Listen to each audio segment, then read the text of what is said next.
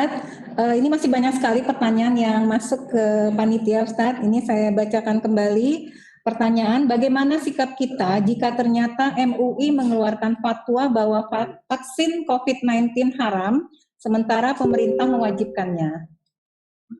Makan babi itu haram, tapi makan babi belum tentu haram. Babi, anjing, maaf, itu haram. Tapi makan babi dan anjing bisa jadi halal. Kapan dia jadi halal? Ketika kita masuk ke dalam hutan, dan di hutan itu pilihannya cuma dua. Pisang tidak ada, gandum tidak ada, ubi tidak ada, pilihannya cuma dua.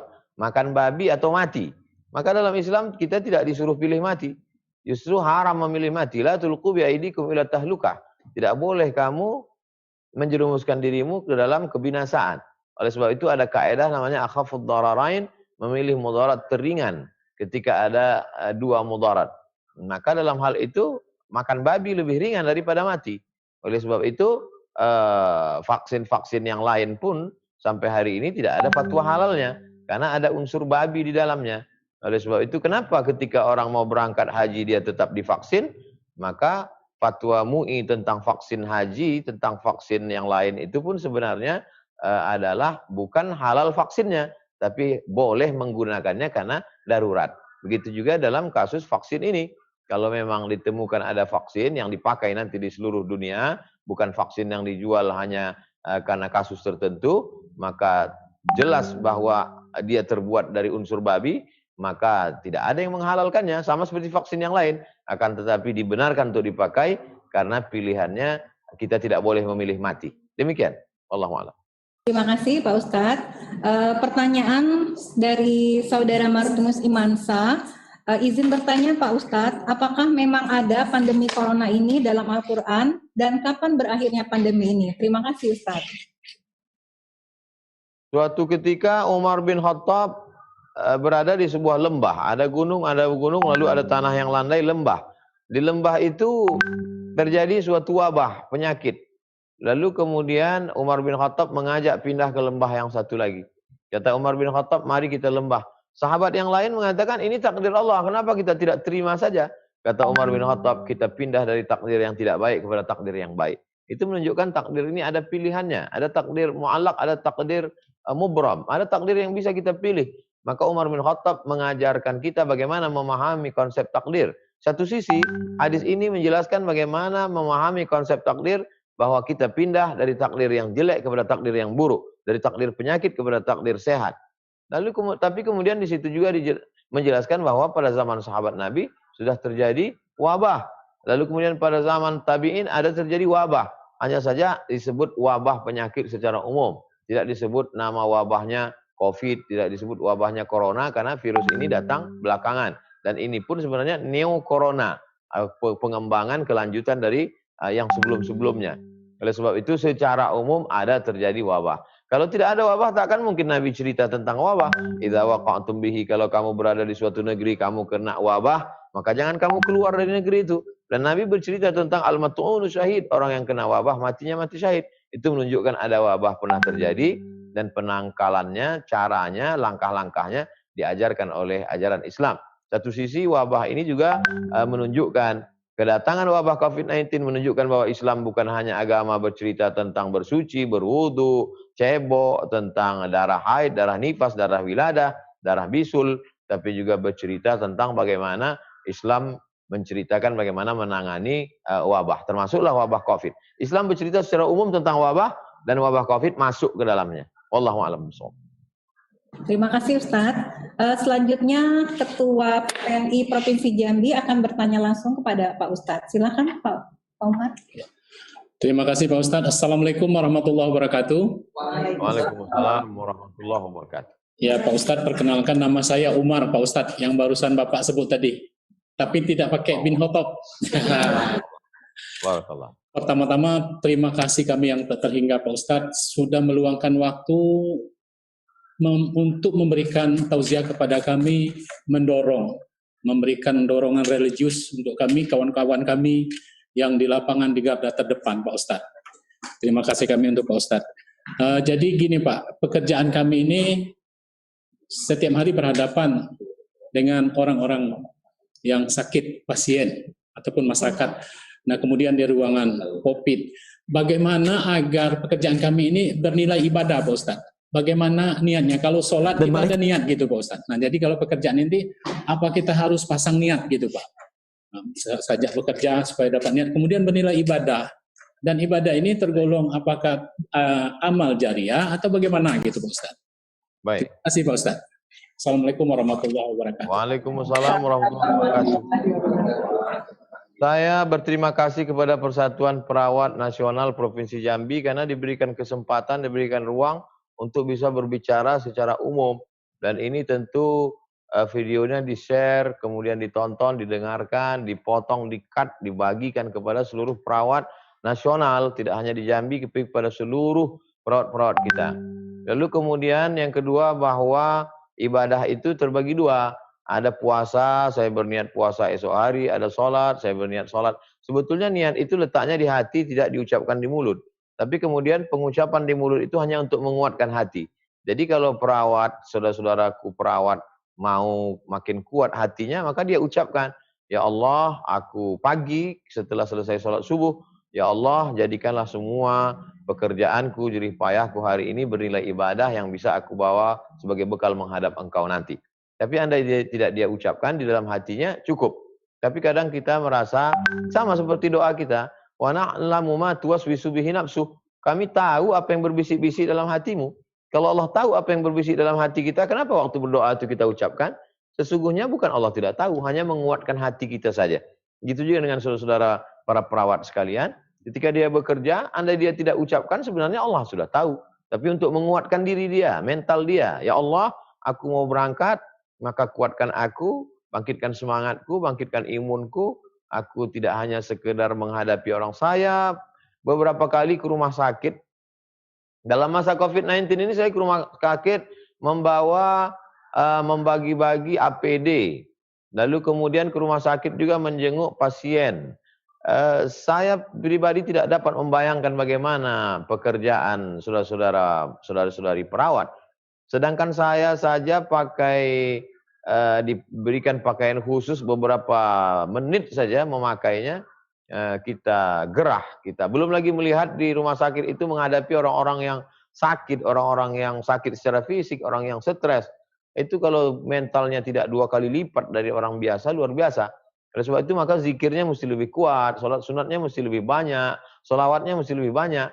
Karena kalau tidak demikian, ini tidak bisa dibantu oleh suplemen. Ini tidak bisa dikuatkan oleh motivator, mesti kekuatannya dari dalam, maka banyak mendekatkan diri kepada Allah Subhanahu wa taala. Apakah amal ini juga sebagai amal jariah? Yang dimaksud sebagai amal jariah itu adalah setelah kita meninggal dunia, dia mengalir. Jadi kalau ada perawat-perawat muda terinspirasi dengan bapak-bapak perawat senior, lalu mereka mengambil inspirasi menjadi ilmu dia. Kamu kenapa perawat bisa konsisten, tepat waktu, on time, semangat? Karena dulu saya terinspirasi dengan perawat-perawat senior yang dulu kami menghadapi COVID. Maka sesungguhnya itu menjadi amal jariah. Karena amal jariah itu 3. Yang pertama, shadaqatun jariah dalam bentuk materi, uang, tanah. Yang kedua, ilmun yuntafa'u bih, ilmu yang bermanfaat. Ilmu itu tidak hanya ilmu dalam seminar, tapi ilmu bagaimana menghadapi ini. Ada seorang perawat, dia menyempatkan diri beribadah kepada Allah, memperbanyak istighfar, memperbanyak sholawat, memperbanyak zikir, dan kemudian terinspirasi orang lain dengan dia. Maka sesungguhnya itu juga adalah ilmu. Karena dalam Islam ilmu tidak dibatasi oleh ruang kelas, ilmu tidak dibatasi oleh SKS, ilmu adalah alam terkembang menjadi guru. Jadi ikhlaskan karena Allah Subhanahu wa taala, mudah-mudahan dia juga menjadi amal jariah karena diamalkan oleh yang lain. Demikian. Ya, baik, terima kasih Pak Ustadz. Bapak Ibu, kami memberikan kesempatan kepada Bapak Ibu untuk bertanya langsung kepada Bapak Ustadz secara interaktif. Dan yang pertama kami berikan kesempatan kepada Bapak Ketua Umum DPP PPNI, kepada Bapak Hari Fadilah, kami persilakan. Assalamualaikum warahmatullahi wabarakatuh. Waalaikumsalam. Alhamdulillah mendapat kesempatan. Singkat saja Ustadz, karena sudah malam saya ingin bertanya bahwa tentu tadi kita juga tersirat disampaikan Pak Ustadz, walaupun kita dalam tengah-tengah bahaya yang mengancam, tapi kita juga harus husnudon. Ya. Bagaimana kiatnya bagi perawat-perawat kita ini tetap untuk bisa dalam keadaan husnudon itu, bagaimana kiatnya Ustadz? Terima kasih. Assalamualaikum warahmatullahi wabarakatuh. Waalaikumsalam warahmatullahi wabarakatuh. Kadang kita bangun pagi, hati kita susah, pikiran kita sempit, suntuk. Dan kita tak tahu apa yang disusahkan, apa yang disuntukkan. Itu menunjukkan bahwa pikiran dan hati bukan punya kita. Mobil punya kita, motor punya kita, rumah punya kita. Kita bisa susun, tapi hati bukan punya kita. Oleh sebab itu mintalah kepada yang punya hati, pemilik hati. Jadi kalau ada kesempatan di waktu malam, bangun, ambil wudhu, sholat sunat taubat 2 rakaat, sholat sunat wudhu 2 rakaat, sholat sunat taubat 2 rakaat, sholat sunat hajat 2 rakaat, sholat sunat tahajud 8 rakaat, 2 rakaat 1 salam, sholat sunat witir, habis itu baca yasin. Jangan pernah meninggalkan baca yasin setiap malam. Lalu setelah itu kemudian istighfar menjelang subuh. Ini amalan-amalan inilah yang menguatkan itu. Tidak ada lain yang menguatkan itu. Makanan tidak menguatkan, suplemen tidak menguatkan, motivator tidak menguatkan, psikolog tidak menguatkan, obat tidak menguatkan. Yang menguatkan hanyalah ibadah kepada Allah Subhanahu wa taala. Lillahi ma fis samawati wa ma fil ard. Qalbul mu'min baina asabi'ir rahman. Hati orang beriman itu ada dalam genggaman Allah Subhanahu wa taala. Allah kuasa membuat dia susah, Allah kuasa membuat dia senang, Allah kuasa membuat dia lapang, Allah kuasa membuat dia sempit. Oleh sebab itu Allah berjanji dalam Al-Quran, "Falya'budu rabb hadzal bait." Banyak-banyak beribadah kepada Allah. Di sujud itulah aqrabu ma yakunul 'abdu min rabbih fa huwa sajid. Orang paling dekat kepada Allah ketika dia sedang bersujud. Di sujud itulah banyak mengadu kepada Allah. Ya Allah, aku ini perawat, tugasku banyak. Di rumahku ada ayah, ada ibuku, orang tua. Kalau aku pulang ke rumah, aku takut mereka terkontaminasi bakteri, virus. Kalau aku pulang ke rumah, anakku. Aku meninggalkan suamiku kalau dia perempuan. Suamiku di rumah, buat dia sabar, tenangkan hatinya. Di rumah sakit ini aku berhadapan dengan orang sakit, sakit fisik, sakit mental. Kuatkan aku. Saya mengalami beberapa hal dalam kehidupan dari mulai kuliah dulu, kemudian dalam berdakwah, dalam situasi politik, dalam tekanan, dan lain sebagainya. Tidak ada yang memberikan kekuatan itu kecuali Allah Subhanahu wa taala. Oleh sebab itu maka dekatkan diri kepada Allah Subhanahu wa taala. Kata Nabi kepada Abu Bakar, la tahzan, jangan kau sedih. La tahzan, don't be sad. La tahzan, jangan kau susah hati. Innallaha ma'ana. Allah ada bersama kita. Apa yang diucapkan Nabi Musa ketika akan menyeberang Laut Merah? Nabi Musa berkata, kalla inna ma'iya rabbi. Bersamaku ada Allah. Bersamaku ada Allah Subhanahu wa ta'ala. Kalau kita bersama dengan Allah, maka segala kesulitan, kesusahan kita ditolong oleh Allah Subhanahu wa ta'ala. Semakin dekat kita kepada Allah, semakin kuat ingatan kita kepada Allah, semakin banyak zikir, tasbih, tahmid, takbir kita kepada Allah, maka sebegitu jugalah. In atani yamsi ataituhu harwalah, kata Allah SWT. Kalau hambaku itu datang kepadaku berjalan kaki, aku akan mendekat kepada dia dengan berlari. Idza taqarraba alayya 'abdi shibran. Kalau hambaku itu mendekatkan diri kepadaku sejengkal, maka taqarrabtu ilaihi dhira'an. Aku akan mendekatkan kepada dia sehasta. Sejengkal dia mendekat kepadaku, kubalas dengan sehasta. Sehasta dia mendekat kepadaku, ba'an, taqarrabtu ilaihi ba'an. Aku akan balas dengan selengan panjang. Artinya apa? Allah membalas segala yang kita lakukan itu. Jadi membaca buku penenang jiwa, membaca apapun, itu semuanya pada saat sulit, yang paling menguatkan kita adalah ibadah mendekatkan diri kepada Allah Subhanahu wa taala. Istighfarnya mesti lebih banyak, selawatnya mesti lebih banyak. Kalau kami yang di luar rumah sakit ini selawatnya 100, maka perawat-perawat mesti 200. Karena dia berhadapan langsung. Saya tiap malam membaca Yasin, tak pernah kosong, setiap malam. Jadi kalau saya yang di luar rumah sakit baca Yasin, maka kalau begitu bidan perawat-perawat mesti membaca siang malam. Ada waktu kosong dia buka handphone, ada Quran digital dia baca. Itu semua akan menguatkan dirinya. Allah akan tolong dia. Allah akan lapangkan dadanya. Allah akan mudahkan urusannya. Allah akan membuat pikiran dia terbuka. Siapa yang mau melakukan itu? Siapa yang bisa melakukan itu? Allah Subhanahu wa taala. Idza sa'alta fas'alillah. Kalau minta kepada Allah. Idza dhaqat 'alaika dunya faqul ya Allah. Kalau terasa dunia ini sempit katakan ya Allah, tolong aku. Wallahu a'lam bishawab. Baik, terima kasih Pak Ustadz. Pertanyaan Bapak Ketua Umum PPNI ini sebenarnya banyak sekali ditanyakan oleh sejawat perawat. karena Bapak sudah menanyakan hal yang seperti itu, jadi beberapa pertanyaan sudah bisa didapatkan jawabannya. Pak Ustadz, berhubung waktu juga sudah tidak terasa, sudah jam 9 malam, barangkali Pak Ustadz juga sudah harus istirahat, ya, menjaga kesehatannya. Jadi untuk tanya jawab kita cukupkan sampai di sini. Dan sebelum Ustadz menutup tausiah ini dengan doa, mohon kiranya Ustadz dapat memberikan kesimpulan tausiah pada malam hari ini. Silakan Ustadz. Saya simpulkan dalam 5 poin. Yang pertama, bahwa COVID-19 adalah bagian dari ujian kehidupan. Ada ujian sakit, ada ujian mati, ada ujian patah, ada ujian angin puting beliung, ada ujian tsunami. Maka COVID adalah bagian dari ujian. Kalau menghadapi ujian berarti kita disuruh dekat kepada Allah. Yang kedua, bahwa menjadi perawat ini adalah suatu kekhususan. Ada orang ahli dalam bidang multimedia, ada orang ahli dalam bidang tausiah. Tapi ini juga adalah bagian yang diberikan Allah SWT. Bahwa Anda menjadi perawat itu adalah dipilihkan oleh Allah, maka muliakanlah pilihan Allah itu dengan menjadikannya sebagai ibadah. Yang ketiga, bahwa tidak ada yang bisa menguatkan kita kecuali ibadah.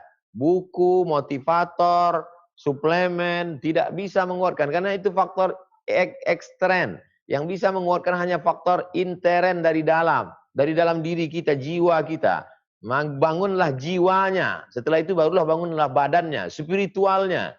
SOS, save our soul, soulnya mesti dikuatkan. Yang bisa menguatkan itu hanya ibadah kepada Allah Subhanahu wa taala. Lalu kemudian yang keempat, jangan pernah putus hubungan dengan manusia.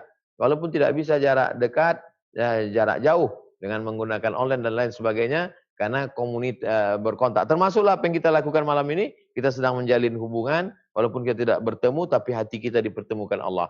Dan yang terakhir adalah doa silahul mu'min. Doa itu senjatanya orang beriman, maka pakailah senjata itu. Kita sedang berada di dalam hutan, banyak binatang buas, hutan rimba, maka kalau senjata ada dipegang, insya Allah bangkit keberanian, hilang ketakutan, tergantung lagi sekuat apa senjata itu, sekuat apa kedekatan kita kepada Allah Subhanahu wa taala. Demikian.